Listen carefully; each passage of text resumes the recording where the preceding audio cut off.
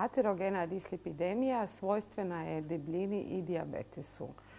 Nju karakterizira niski HDL, visoki LDL, znači aterogena frakcija lipida i trigliceridemija.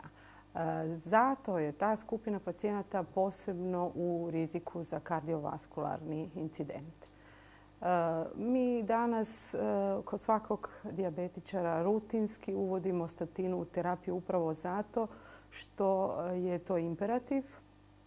Međutim, time se ne pokriva u cijelosti liječenje te aterogene dislipidemije. Znači, potrebno je kombinirati to sa fibratima, sa dodatkom omega-3 masnih kiselina, tako da se u stvari rezidualni rizik koji ostaje nakon terapije statinom kupira.